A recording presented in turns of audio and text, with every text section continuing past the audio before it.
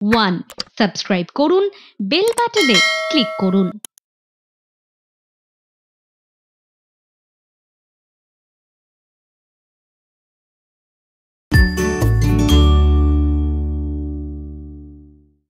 কবিতা শুনবো বলে, কবিতা শোনাবো বলে, কবিতা যাপন করব বলে এবং একটা মঙ্গলবারের কবিতাময় আড্ডা আপনাদের সঙ্গে শেয়ার করব বলে।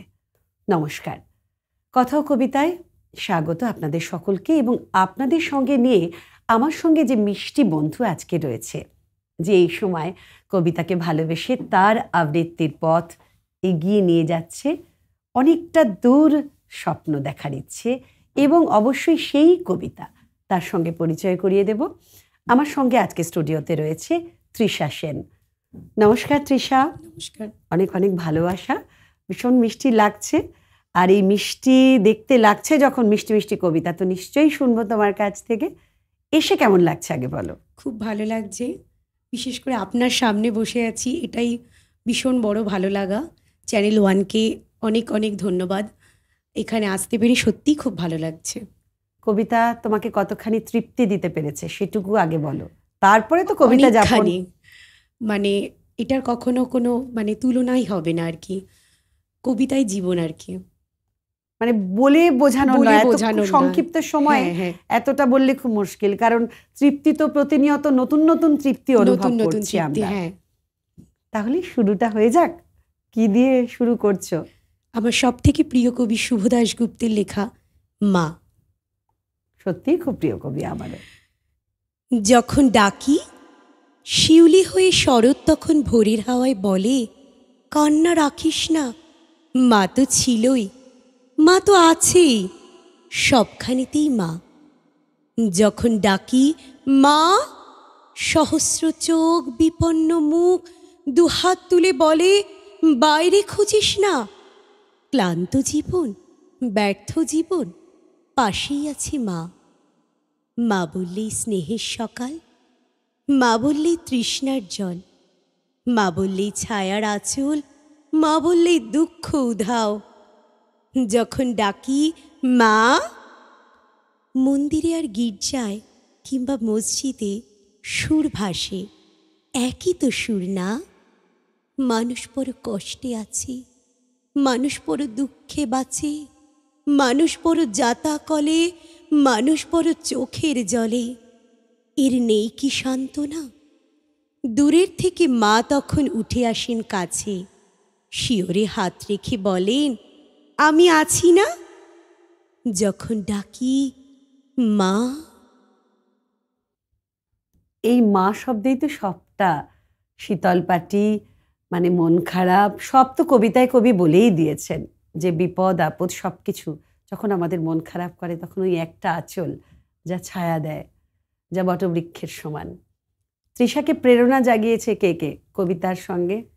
সত্যি কথা বলতে ছোটবেলা থেকেই একটা ভালো লাগা ভালোবাসা দুটোই ছিল, কিন্তু সেইভাবে শিখে ওঠা হয়নি।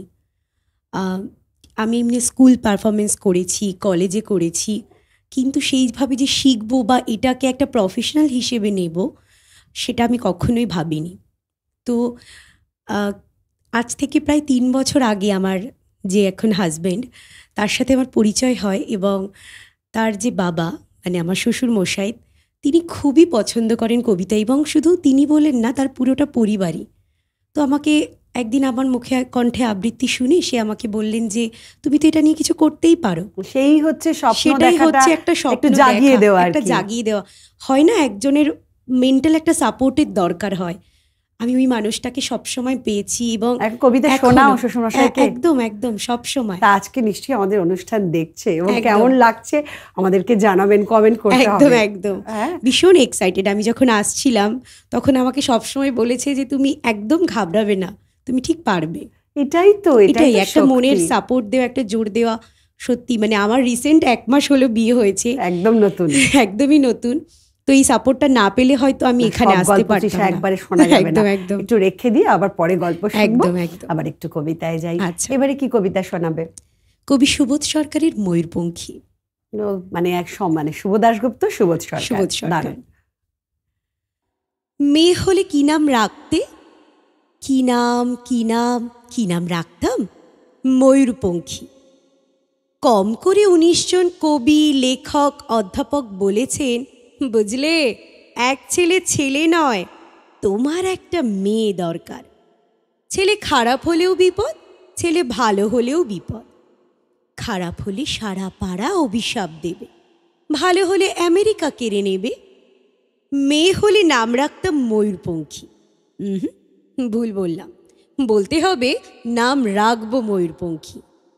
ছোট্ট ছোট হাত, ছোট্ট ছোট্ট পা, টলমল করে এগিয়ে আসছে সে আমার দিকে।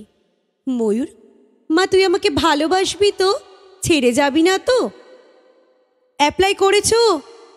জিজ্ঞেস করলো সমস্বরে ৩ জন। আমি বললাম দেখেও এসেছি। যে কোনো দিন হোম থেকে টেলিফোন এলে ছুটে গিয়ে তুলে আনবো ময়ূরপঙ্খীকে, চুমোয় চুমোয় তাকে ভরিয়ে তুলব। সে তার ৪ বছরের দাদা রোরোবাবুর সঙ্গে কাদা হয়ে ঘুমিয়ে থাকবে। অ্যাপ্লাই করেছ? মাত্র ২টো শব্দ, ২টো ধ্বনি এত তীক্ষ্ণ কখনো লাগেনি। রাতে ঘুমের মধ্যে বহু দূর থেকে প্রতিধ্বনি এসে জিজ্ঞেস করলো, অ্যাপ্লাই করেছ? হ্যাঁ, আমার জন্য তুমি অ্যাপ্লাই করেছ? হাওড়া, শিয়ালদা, চৌরঙ্গি, শোভাবাজার, কালীঘাট, ফুটপাত থেকে হাজারো হাজারো কচি হাত উঠে এলো ঘুমের ভিতর। বাকি রাত জেগে বসে থাকি। আমার সামনে কাকভোর। ফুটপাত আর ফুটপাত ঘুমিয়ে রয়েছে এক ভারতবর্ষ ময়ূরপঙ্খী। আমরা কি পারি না হোম থেকে, রাস্তা থেকে, ফুটপাত থেকে একটি করে ময়ূরপঙ্খী ঘরে তুলে আনতে? পারি না কি? খুব ভালো তৃষা, দুটো কবিতাই ভীষণ একদম অন্যরকম একটা সন্ধে আজকে আমরা কাটাচ্ছি। আরও গল্প আছে, আপাতত নিয়ে নিচ্ছি একটা ছোট্ট বিরতি। সাথে থাকুন।